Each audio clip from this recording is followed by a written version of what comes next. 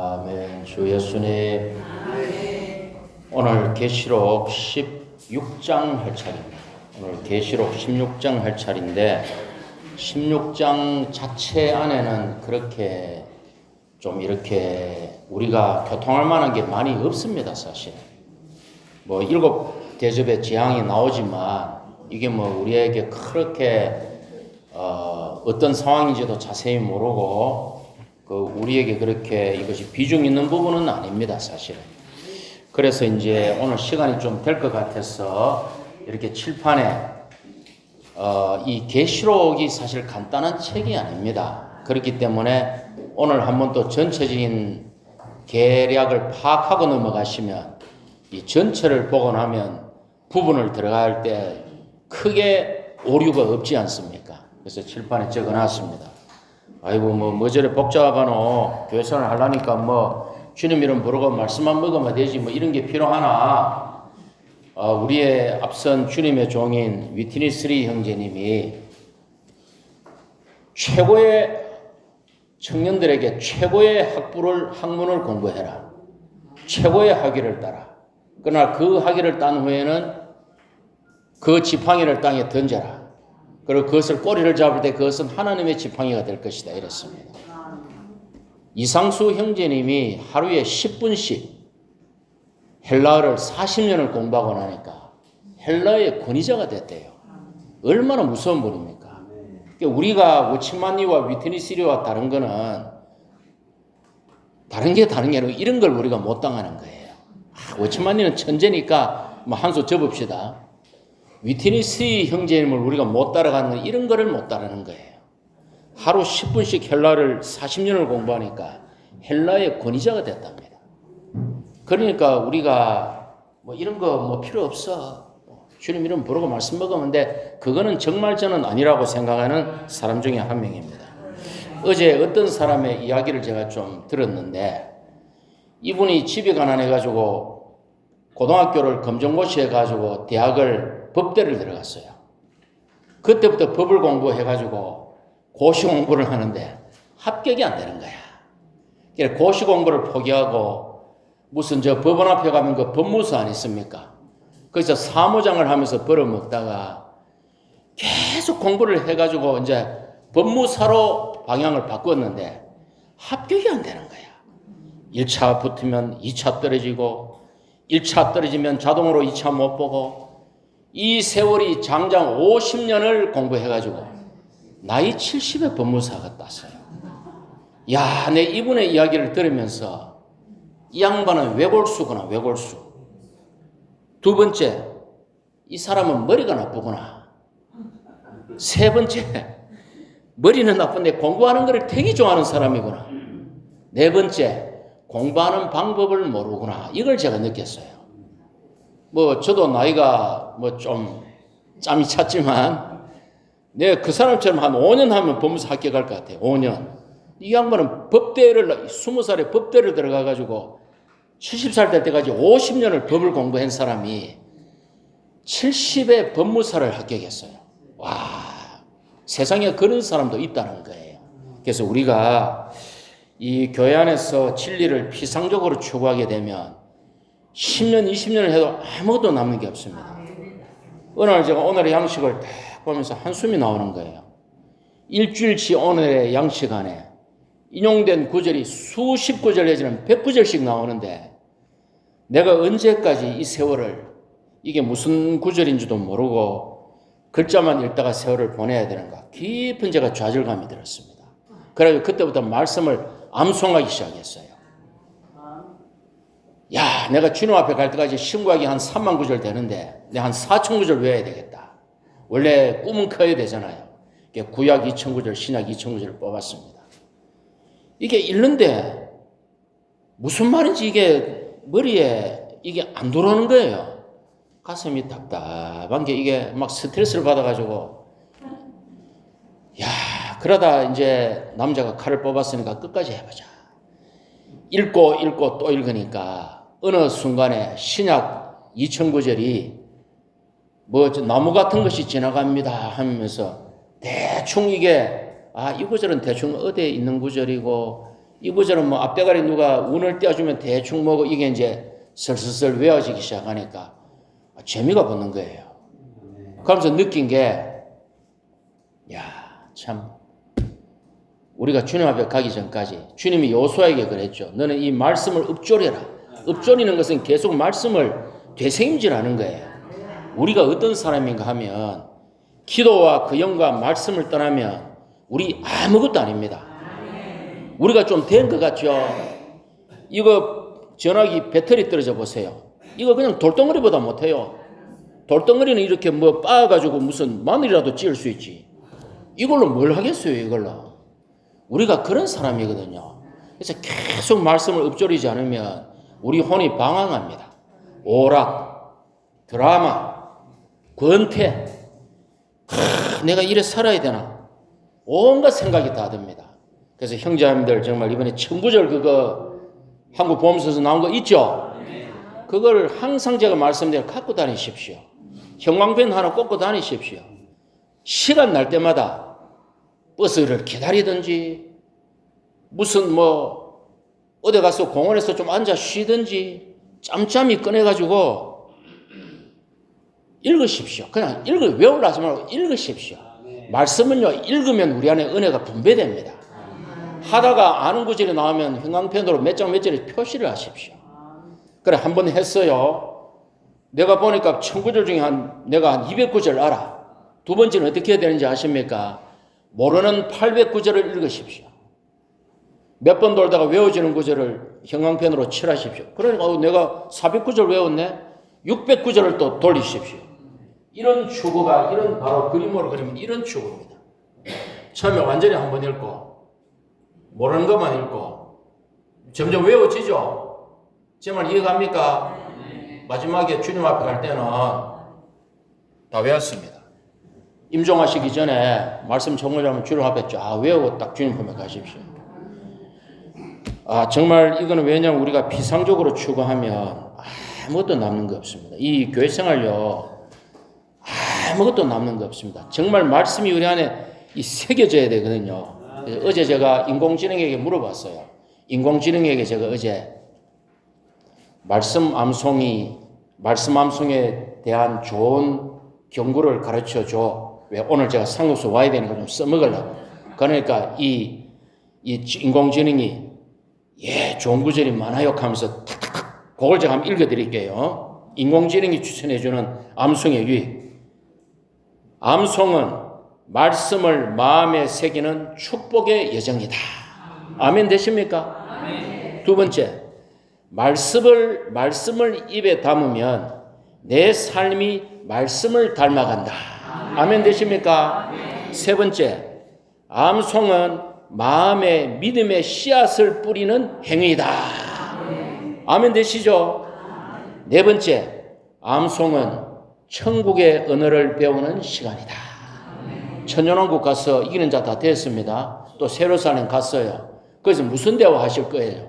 거기서 뭐 오늘 밥 묻는겨, 콩나물 잘 삶아 짓는겨, 이런 말 합니까? 우리가 하나만 한다. 하나님의 말씀.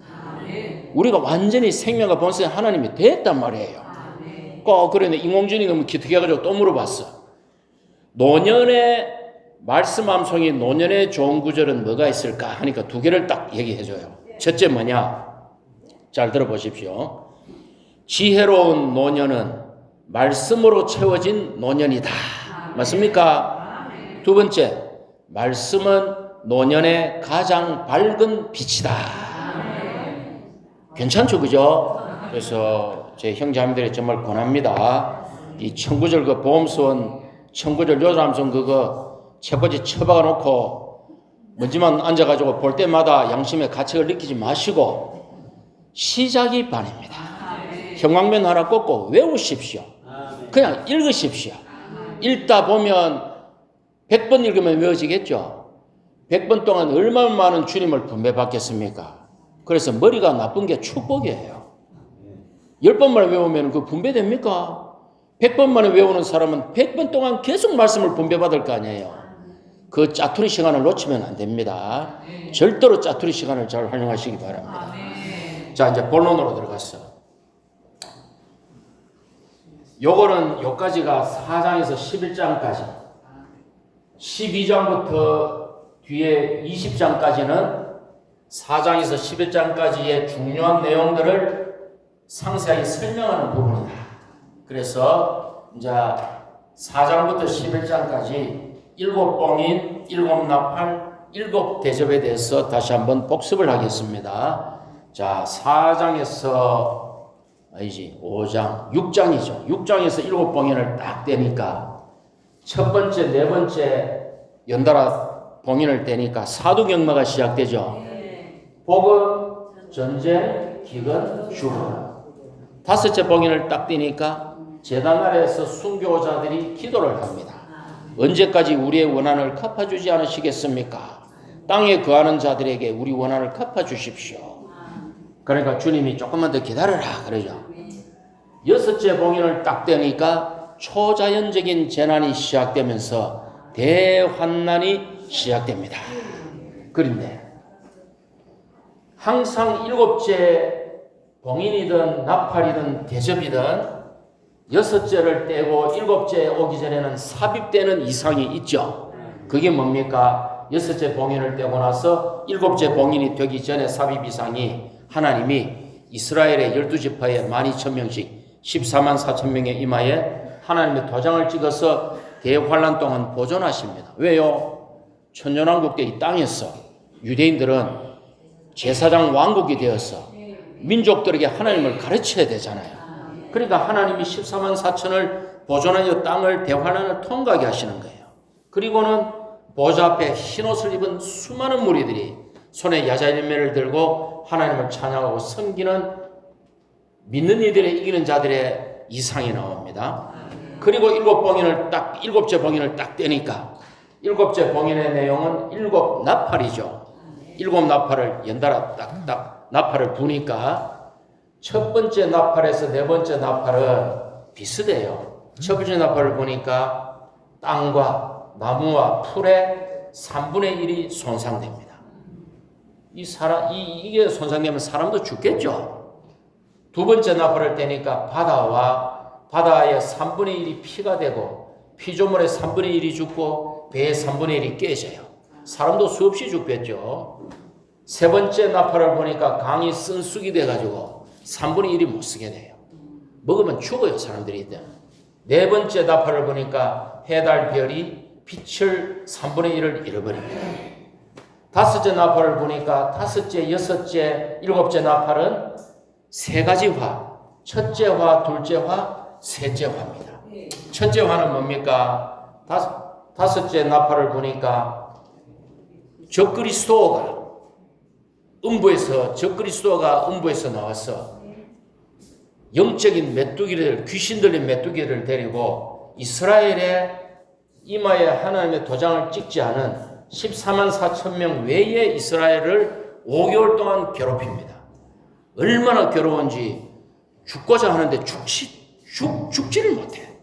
그런 둘째 화는 2억의 기병대가 오면서 인류의 3분의 1을 죽입니다. 그리고 7째 나팔 전에 삽입의 이상이 있죠. 삽입의 이상이 뭡니까? 그리스도께서, 해를 입은 그리스도께서 땅을 소유하시기 위해 땅에 내려오셔서 한 발은 땅을 밟고 한 발은 대해 지중해를 밟습니다. 그죠? 그리고는 그 두루마리를 요한에게 줘서 다시 먹고 예언하라 그러죠. 이 복습입니다. 그리고는 뭡니까? 성전을 청량하되 바깥들은 버려두어라. 이방인들에게 42개월 동안 짓밟힐 것이다. 이 성전은 하늘에 있는 지성소입니다. 이거는 이미 보존되었어요. 왜요? 여기서 무슨 일이 일어납니까?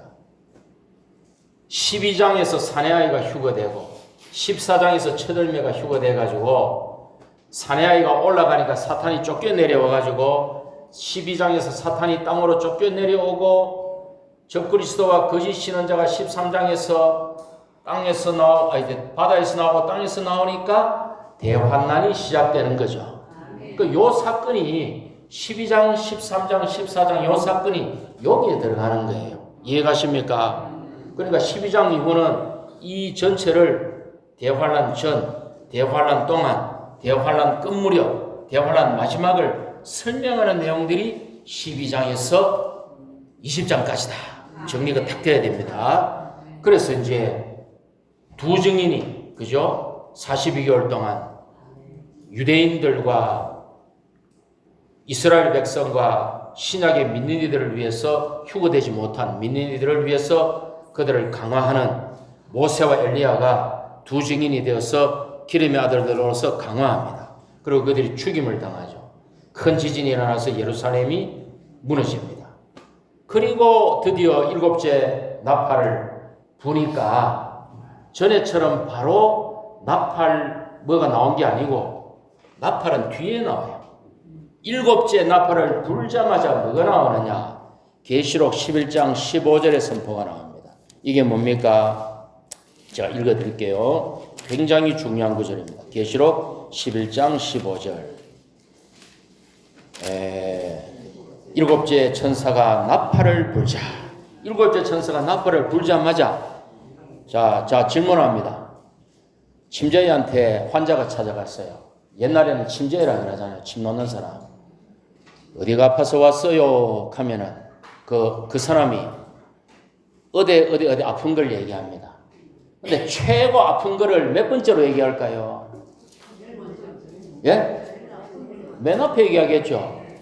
이 사람이 뭐 어디 많이 아파 몸이 배도 아프고 등도 아프고 엉덩이도 아파. 근데 배가 제일 아파. 그러면은 침자이가 어떻게 왔어요? 하면은 할아버지 배가 아픕니다 이라죠. 자, 계시록 11장 15절 보십시오. 일곱째 천사가 나팔을 불자. 맨 먼저 나오는 구절을 함께 읽어보겠습니다. 하늘에서 세상의 왕국이 우리 주님과 그분의 그리스도의 왕국이 되었으니 그분께서 영원 무궁히 왕으로서 다스리실 것입니다. 이게 하나님의 가장 큰 갈망이다. 맞습니까? 근데 이게 보십시오. 영원 무궁토록 왕으로 다스린다 했으니까 이 계시록 11장 15절에는 천년왕국과 새하늘과 새 땅의 새 예루살렘까지를 포함하고 있죠. 그러니까 성경이 여기서 끝나는 거예요. 여기서 끝나고 12장부터는 이거를 보강하는 말씀이다. 20장까지 이해가 되시죠? 말씀을 이해를 해야 됩니다. 그 이해할 수 있도록 설명을 하니까 그 느헤미야의 백성들이 기뻐서 울잖아요. 이 이해가 돼야 돼요. 머릿속에 이게 이해가 되셔야 돼요. 자, 그래서 이제 이게 하나님의 갈망이고 성전이 열리고 지금부터는 사장의 보좌가 이걸 이끌어왔다면 이제 12장부터는 11장 마지막에 성전이 열리고 언약궤가 보임으로써 성전이 이끌어갑니다. 왜? 새 예루살렘으로 건축이 완성되어야 하기 때문에 이제 성전이 뒤에 역사를 이끌어갑니다. 그래서 이제 14장에 우리 복습했습니다. 종교적인 바벨론 무너짐을 선포했죠. 14장에. 그런데 17장에서 종교적 바벨론의 무너짐을 상세약으로 반복합니다. 14장에 대환란을 거의 통과한 믿는 이들의 수확이 있었죠. 대환란 끝 무렵 아마겟돈 직전에 14장에 대다수 수확물이 공중물의 휴가가 있었습니다. 또 14장에 포도들의 그 수확이 있었습니다. 진노의 포도들과 이거는 18장의 물질적 바벨론의 멸망, 19장의 아마겟돈 전쟁으로 반복되면서 계속 설명하는 것입니다. 그러니까 이게 사실은 같은 거예요. 이게 다 같은 거예요. 이게 이런 것들이 이제 이 11장 15절 전쯤에 뭐 이런 것들이 일어나겠죠. 다음에 15장에 유리바다 위에 이기는 후기 이기는 이들이 나왔고 오늘 7 대접을 하게 되었습니다. 자, 이제 이 성경으로 갑시다. 16장을 펴십시오. 자, 총 오늘 한번 했으니까 16장을 펴십시오. 자, 첫째 나팔을 부니까 첫째 대접을 2절에 첫째 천사가 첫째 대접을 땅에 쏟으니 짐승의 표를 갖고 짐승을 경배하는 사람들에게 나쁘고 독한 종기가 생겼습니다. 아마도 이것은 적그리스도 치하의 로마 제국 시민들에게 집중될 것입니다.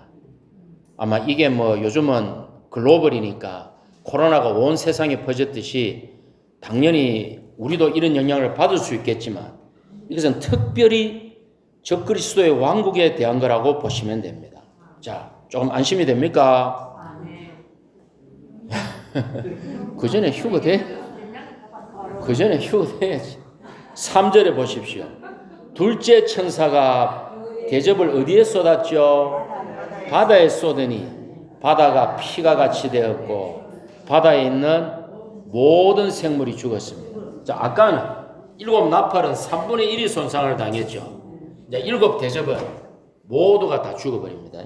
모든 생물이 죽어버립니다. 자, 셋째 대접 4절에 셋째 천사가 대접을 부으니 강들과 샘물에 부으니 물이 피가 되었다. 5절에 보니까 물을 관리하는 천사가 이렇게 말합니다. 지금도 계시고 전에도 계셨던 거룩하신 주님, 주님께서 이렇게 심판하셨으니 주님은 의로우십니다. 이 구절이 좀 이상해요. 1장 8절에서는 사도 요한이 이런 말을 합니다. 1장 8절에서는 사도 요한이 전에도 계셨고 지금도 계시고 전에도 계셨고 장차 오실 분 이렇게 얘기합니다. 그 다음 계시록 4장 8절에 오면은 네 생물이 이렇게 말합니다. 거룩하시다 거룩하시다 거룩하시다. 전에도 계셨고 지금도 계시고 장차 오실 분이라고 말합니다. 맞습니까? 그런데 11장 17절에 가면 지금도 계시고 전에도 계셨던 하나님 요래만 말합니다. 장차 오실 분이라는 말이 없죠. 왜 그래요? 11장 17절 이 언저리에서는 이미 주님이 오신 거예요. 됐습니까? 이미 주님이 오신 거예요. 당연히 지금 하는 16장 지금 5절에도 지금도 계시고 전에도 계셨던 오실 분이란 말이 없죠. 이때는 이미 주님이 아마겟돈에 내려오시려고 구름 위에서 이기는 이들의 군대를 조직해가지고 진용을 갖추고 그 출동 준비를 주님의 명령을 지금 이기는 신부군대들이 기다리고 있는 상태입니다. 주님 이미 와 계신 거예요. 지척지간에. 그래서 여기서 장차 오실 분이라는 말이 없습니다. 자, 그 다음에 이제 뭐 다 넘어가고 8절로 가니까 넷째 천사가 그의 대접을 해에 쏟으니까 해가 뜨거워졌어요. 사람들을 불로 태웁니다. 그러니까 9절에서 사람들이 뭐라 그러죠? 하나님의 이름을 모독하였고 회개하지 않고 그분께 영광을 돌리지 않았습니다. 이거는 뭐에 위배된다? 영원한 복음에 위배되죠. 14장 7절의 영원한 복음의 내용을 읽어드리겠습니다. 하나님의 심판의 때가 왔으니 하나님을 경외하고 영광을 돌리십시오. 하늘과 땅과 바다와 샘물을 만드신 분을 경배하십시오. 그러니까 이 심판은 영원한 천사가 전한 영원한 복음의 내용은 대환란 동안에 이 모든 천지지변은 하나님이 허락하신 것이다. 이것을 만드신 분이 이것을 파괴하며 심판하고 있다. 이겁니다. 그런데 지금 넷째 천사가 대접을 부으니까 사람들이 뭐라 그래요? 하나님을 모독하였고 9절에 회개하지 않았고 그분께 영광을 돌리지 않았죠. 이들은 영원한 복음을 지금 거스르고 있습니다. 이들은 다 불못에 들어가겠죠. 자, 10절에 보니까 다섯째 천사가 대접을 어디에 부었어요? 짐승의 권자에 부으니 짐승의 왕국이 아까는 해가 뜨거웠는데 넷째 대접에는 해가 뜨거웠는데 이제 다섯째 대접에서는 해가 어두워져 가지고 마치 이집트에 어두워졌고 고센 땅에 빛이 있었듯이 짐승의 왕국이 어두워졌어요. 근데 한국은 괜찮을 거예요, 그때. 왜? 짐승의 왕국이 어두워진 거예요. 이 출애굽기와 똑같거든요, 이게. 됐습니까? 예. 자, 12절에 다섯째 천사가 그렇게 하니까 또 11절에 뭐예요? 영원한 복음을 거스리죠. 하나님을 모독하고 행위를 회개하지 않습니다. 자, 12절에 여섯째 천사가 대접을 유프라테스 강에 부으니 왕들의 길이 예비되어 동방에서 왕들이 옵니다. 왕들이 오는데 어떻게 옵니까? 13절에 보십시오. 용의 입과 짐승의 입과 거짓 신언자의 입에서 개구리 같은 더러운 귀신의 영이 나와가지고 온 세상의 왕들에게 가서 그들을 아마겟돈에 모이게 합니다. 그러니까 이건 전적으로 귀신의 역사로 그들이 모이는 거죠. 그래서 자 15절을 함께 읽어봅시다. 내가 도둑처럼 갈 것이다. 깨어서 자기 옷을 지켜 벌거벗고 다니지 않고 자기의 수치를 보이지 않는 사람은 복이 있다. 자, 이게 무슨 말이에요? 괄호를 쳐놨죠. 괄호를 쳐놓은 것은 헬라어 히브리어 원문에 있는데 있어요. 히브리어 헬라어 원문에 있는데 이 말씀이 뜻을 잘 설명하기 위해서 킹 제임스 영어 성경 때부터 그 부분을 잘 설명해서 괄호를 치기 시작합니다. 그래서 괄호가 쳐진 겁니다. 성경 읽다 보면 약간 뺐다간 작은 글씨 있죠. 그건 히브리어 헬라에 없어요. 없는데 그 뜻을 문맥을 잘 설명하기 위해서 학자들이 추가한 글자들입니다. 가로 치놓은 거는 성경 원문에 있어요. 근데 이게 이제 더 잘 설명하라고 갈로 쳐놨는데 뭐라 해놨습니까? 도둑처럼 갈 것이다. 여전히 주님이 오신다 그러죠. 자, 이게 어떤 시점입니까? 여기 보십시오. 사내와의 처들매 이기는 이들, 또 대환란 끝무렵에 유리바다 위에 훅 이기는 이들 다 휴거되고 없습니다. 심지어 대다수 수확물들도 아마겟돈 전쟁 직전에 대환란 끝무렵에 다 휴거되고 없어요. 그럼 이들은 누구냐? 전에 말씀드렸습니다. 누굽니까? 이삭 죽기. 구약에 보면은 반 네모퉁이에 가나안 이들을 위해서 남겨두고 추수하다가 땅에 떨어진 이삭을 줍지 마라 그러잖아요. 가나안 이들과 고아들이 그걸 먹고 살아야 된다. 그 이삭 죽기예요. 지금 15절은 이삭 죽기입니다. 이때까지도 들림받지 못한 일부 그리스도인들이 있다는 얘기예요. 그래 그거를 우리 딱 아시고 16절 넘어갑니다. 더러운 영 셋이 아마겟돈이라는 곳으로 왕들을 모았습니다. 자, 그래서 이제 요게 뭡니까? 요게 이제 여섯째 대접을 붓고 일곱째 대접 붓기 전에 삽입의 이상입니다. 요건 삽입의 이상인데 요거하고 똑같죠? 아까 요 여섯째 봉인 2억의 기병대와 여섯째 나팔과 여섯째 대접의 내용이 똑같아요. 똑같습니다. 자, 그 다음 이제 17절로 갑니다. 일곱째 천사가 대접을 공중에 쏘더니 다 되었다라고 하는 큰 음성이 성전 보좌에서 났습니다. 자, 4장에서는 하나님의 하늘의 광경에 보좌가 나오고 11장까지 보좌가 이 역사를 이끌어갑니다. 그리고 11장 말미에 성전이 열리면서 12장부터는 성전이 이 역사를 이끌어갑니다. 그런데 지금 17절 보니까 성전과 보좌가 합쳐졌습니다. 맞습니까? 성전 보좌에서 났습니다. 보좌와 성전이 합쳐져서 성전 보좌가 되었고 이제 하나님의 분노가 다 되었다라는 말은 하나님의 분노가 여기서 완전히 그칩니다. 더 이상 하나님 안에 분노가 없어요. 하나님의 분노가 완전히 그칩니다.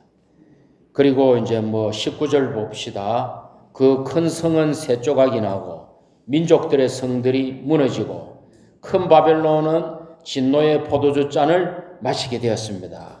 큰 성은 어디입니까? 큰 성은 예루살렘이죠. 큰 성이 예루살렘이라는 증거가 11장 8절을 읽어드릴게요. 두 증인이 죽었을 때 얘기입니다. 이 두 사람의 시체가 큰 성의 길 위에 있을 것입니다. 이 성은 영적으로 소돔과 이집트라 불리는데 그들의 주님도 거기서 십자가에 못 박혔습니다. 그러므로 큰 성은 어디다? 예루살렘이다. 큰 성은 예루살렘이다. 큰 성들이 세 조각 났고 민족들의 성들이 무너졌죠. 아마 적그리스도의 적그리스도를 따르는 로마 제국, 부활한 로마 제국의 나라들의 성들이 무너졌고, 세 번째 큰 바벨론은 어디입니까? 그러면 적그리스도의 수도인 로마 성이죠. 로마 성이 진노의 포도주 잔을 마셨습니다. 그러니까 세 개의 성이 각자 다 다릅니다. 큰 성, 민족들의 성, 큰 바벨론, 다 다른 성입니다. 그렇게 돼가지고 오늘 7째 대접까지 해가지고 이제 16장을 마치는데, 사실상 17장, 18장은 삽입입니다. 왜요? 이제 바로 19장에 가면은 이제 뭐 신부군대가 내려오고 막 전쟁이 일어나고, 그래서 17, 18장은 뭐 바벨론에 대한 삽입이라 말할 수 있고, 오늘 뭐 여기까지 교통을 드리겠습니다. 여기까지 교통을 드리고, 정말 오늘 제일 말씀드리고 싶은 것은, 우리가 진리 추구를 비상적으로 하면 절대로 안 됩니다. 교회 생활 10년, 20년 해도 표면에서 스케이팅 하다가 끝나버려요. 말씀을 새기는 가장 좋은 방법은 말씀을 암송하고, 옛날에 제가 이장식 형제님한테 여쭤봐서, 이장식 형제님한테 형제님은 성경을 몇 번을 읽으셨습니까? 하니까 뭐 한 100번인가, 형님 엄청 많이 읽으셨어요. 50번인가 100번인가. 그러니까 형제님은 말씀은 좀 이렇게 외우셨으면 하니까, 나는 말씀은 이렇게 안 외우고 성경 읽기를 많이 했다 이러시더라고요. 그러니까 형제님처럼 그 정도로 성경을 읽어버리면 조성이 되는 거예요. 근데 우리는 또 이제 우리의 남은 또 시간들이 그렇게 많지 않잖아요. 뭐 우리가 다 여기 다 연세들이 좀 되잖아요, 그죠? 그래서 이 말씀 암송하는 것을 정말 추천드립니다. 우리가 1년이 지나면 저절로 느는 게 있어요. 주름살하고 나이하고 우리는 하나 돼서 교회생활 연수는 저절로 늡니다. 1년이 지나면 주름살도 더 생기고 나이도 한 살 더 먹고 교회생활 연수도 한 살 더 늘어요. 근데 주름살 우리가 자랑하지 않잖아요. 맞죠? 이 주름살 자랑하시는 분 계십니까?